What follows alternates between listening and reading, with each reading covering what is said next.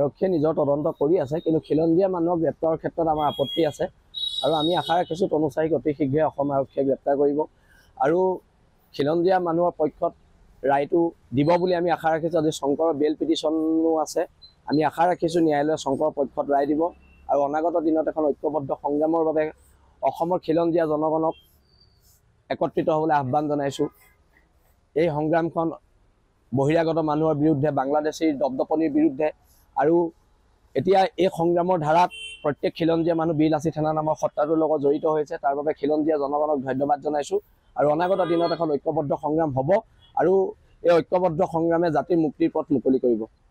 সেইটো তেওঁলোকৰ আভ্যন্তৰীণ বিষয়, কিন্তু বীৰ লাচিত সেনা নামৰ এই সত্তাটো প্ৰত্যেক খিলঞ্জীয়া মানুহৰ লগত আছে।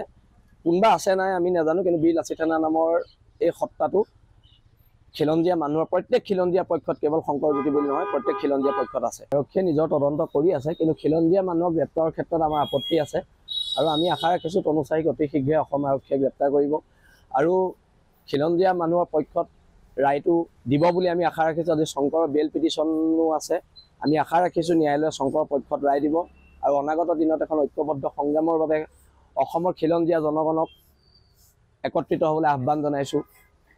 এই সংগ্ৰামখন বহিৰাগত মানুহৰ বিৰুদ্ধে, বাংলাদেশীৰ দপদপনিৰ বিৰুদ্ধে আৰু এতিয়া এই সংগ্ৰামৰ ধাৰাত প্ৰত্যেক খিলঞ্জীয়া মানুহ বীৰ লাচিত সেনা নামৰ সত্তাটোৰ লগত জড়িত হৈছে। তাৰ বাবে খিলঞ্জীয়া জনগণক ধন্যবাদ জনাইছোঁ আৰু অনাগত দিনত এখন ঐক্যবদ্ধ সংগ্ৰাম হ'ব আৰু এই ঐক্যবদ্ধ সংগ্ৰামে জাতিৰ মুক্তিৰ পথ মুকলি কৰিব।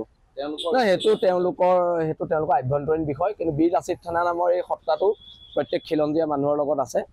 কোনোবা আছে নাই আমি নাজানো, কিন্তু বীৰ লাচিত সেনা নামৰ এই সত্তাটো খিলঞ্জীয়া মানুহৰ প্ৰত্যেক খিলঞ্জীয়া পক্ষত, কেৱল শংকৰজ্যোতি বুলি নহয়, প্ৰত্যেক খিলঞ্জীয়া পক্ষত আছে। আৰক্ষীয়ে নিজৰ তদন্ত কৰি আছে, কিন্তু খিলঞ্জীয়া মানুহক গ্ৰেপ্তাৰৰ ক্ষেত্ৰত আমাৰ আপত্তি আছে আৰু আমি আশা ৰাখিছোঁ তনুচাৰীক অতি শীঘ্ৰে অসম আৰক্ষীয়ে গ্ৰেপ্তাৰ কৰিব আৰু খিলঞ্জীয়া মানুহৰ পক্ষত ৰায়টো দিব বুলি আমি আশা ৰাখিছোঁ। আজি শংকৰৰ বেল পিটিশ্যনো আছে, আমি আশা ৰাখিছোঁ ন্যায়ালয়ে শংকৰৰ পক্ষত ৰায় দিব আৰু অনাগত দিনত এখন ঐক্যবদ্ধ সংগ্ৰামৰ বাবে অসমৰ খিলঞ্জীয়া জনগণক একত্ৰিত হ'বলৈ আহ্বান জনাইছোঁ।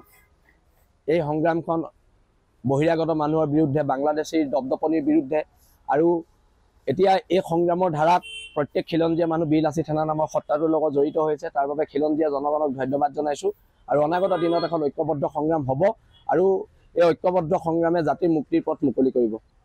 সেইটো তেওঁলোকৰ আভ্যন্তৰীণ বিষয়, কিন্তু বীৰ লাচিত সেনা নামৰ এই সত্তাটো প্ৰত্যেক খিলঞ্জীয়া মানুহৰ লগত আছে। কোনোবা আছে নাই আমি নাজানো, কিন্তু বীৰ লাচিত সেনা নামৰ এই সত্তাটো খিলঞ্জীয়া মানুহৰ প্ৰত্যেক খিলঞ্জীয়া পক্ষত, কেৱল শংকৰজ্যোতি বুলি নহয়, প্ৰত্যেক খিলঞ্জীয়া পক্ষত আছে।